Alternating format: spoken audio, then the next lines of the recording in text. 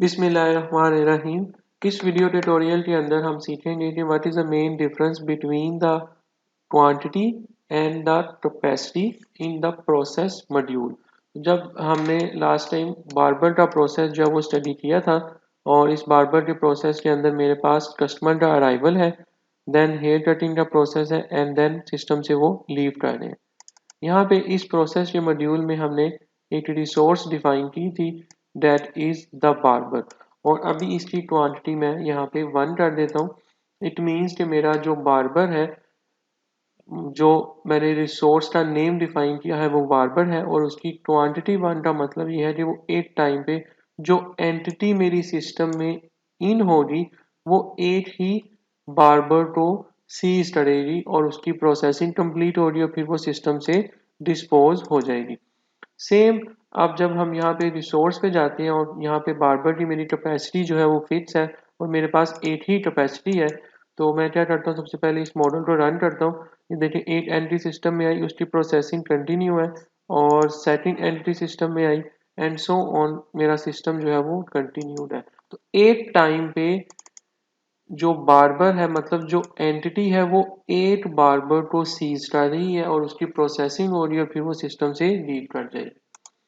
Okay, now let's move to the resource spreadsheet, और यहाँ पे मैं इसकी कैपेसिटी 2 कर देता हूँ। इसका मतलब ये है, अब मेरे पास 2 बार्बर्स अवेलेबल है, मेरी कैपेसिटी 2 बार्बर्स की है।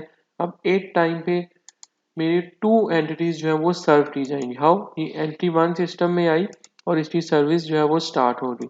देन सेकंड एंटिटी सिस्टम में आई और इसकी सर्विस जो है वो भी स्टार्ट होगी, और देन जो थर्ड एंटिटी सिस्टम में आएगी वो क्यू में लग जाएगी। तो this is representing the capacity. Okay, अब इसी कॉन्सेप्ट को फर्दर इन्हांस करते हैं, और मैं अब यहाँ पे इस बार्बर के साथ क्वांटिटी में 2 लिख देता हूँ और ओके कर दूंगा। इट मीन्स कि जो एंटिटी मेरी सिस्टम में आएगी उसको 2 रिसोर्सेज रिक्वायर्ड है, मतलब प्रोसेसिंग कंप्लीट करने के लिए 2 बार्बर जो है उसकी प्रोसेसिंग करेंगे। यू कैन से कि एक बार्बर जो है वो हेल्पर है और एक बार्बर जो है वो हेयर कटिंग का प्रोसेस जो है वो कंटिन्यू कर रहा है। सिंपल, अगर हम एक हाइपोथेटिकल केस जो है वो कंसीडर करें, और मैं अब जब इसको स्टार्ट करूंगा, okay let's start with step by step. तो ये एंटिटी 1 सिस्टम में आई, इसने एक जो मेरी बार्बर की कैपेसिटी थी वो 2 की है, और इसको कितनी रिसोर्सेज सीज करनी थी, इसने 2 रिसोर्सेज सीज करनी थी। तो मेरे दोनों बार्बर अब बिजी हैं। अब आप नेक्स्ट एंटिटी देखें सिस्टम में आएगी, वो क्यू में लग गई है।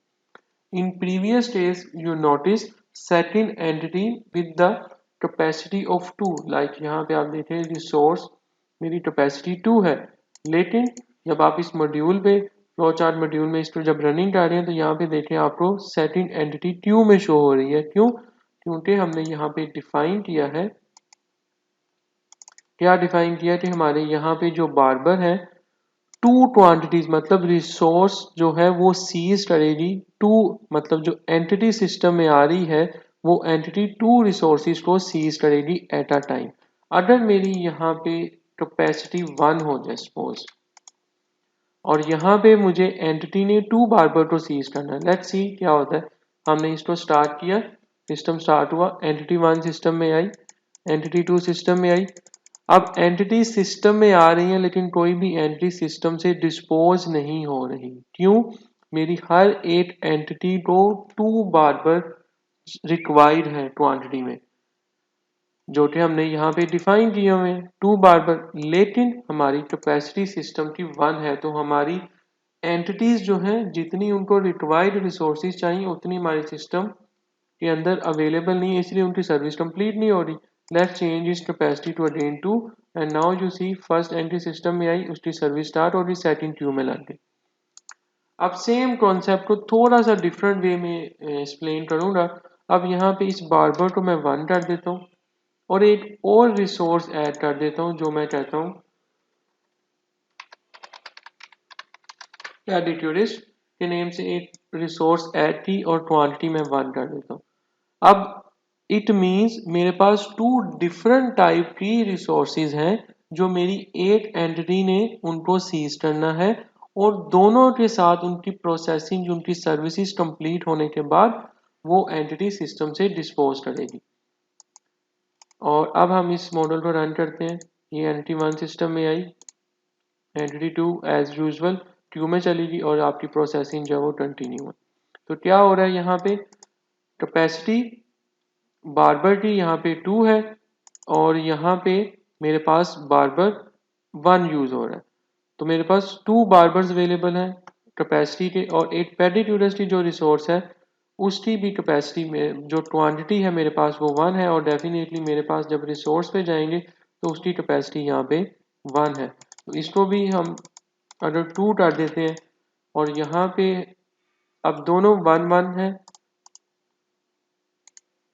एंटिटी 1 सिस्टम में आई, एंटिटी 2 सिस्टम में आई और थर्ड एंटिटी क्यू में लगी। अब इससे क्या होगा कि मेरी रिसोर्सेज की कैपेसिटी दोनों की 2 2 है, बट एंटिटी ने सिस्टम में 8 बार्बर और 8 पेडिक्यूरिस्ट को ही सीज करना है। पहले एंटिटी 1 बार्बर पे जाएगी, उसके बाद उसकी पेडिक्यूरिस्ट के थ्रू सर्विस होगी, फिर वो एंटिटी सिस्टम से बाहर जाएगी। और अगर मैं यहाँ पे कैपेसिटी 1 कर दूँ, नाउ अगेन एंट्री 1 सिस्टम में आई, सेकंड 2 क्यू में लग जाएगी। तो इस तरह से this is the main can say difference between the capacity and the quantity. Quantity is कि कितनी, मतलब जो एंटिटी मेरी सिस्टम में आ रही है उसने कितनी आपकी रिसोर्सेज को सीज करना है और फिर रिलीज करना है। और कैपेसिटी जो है ये मेरी रिसोर्सेज की कैपेसिटी है, जो मेरे सिस्टम के अंदर कितनी सेम टाइप के या डिफरेंट टाइप के कैपेसिटी के बार या फिर अदर जो भी मटेरियल मशीन की रिसोर्स अवेलेबल है सिस्टम में, उसकी आप कैपेसिटी जो है वो डिफाइन कर रहे हैं। Thank you.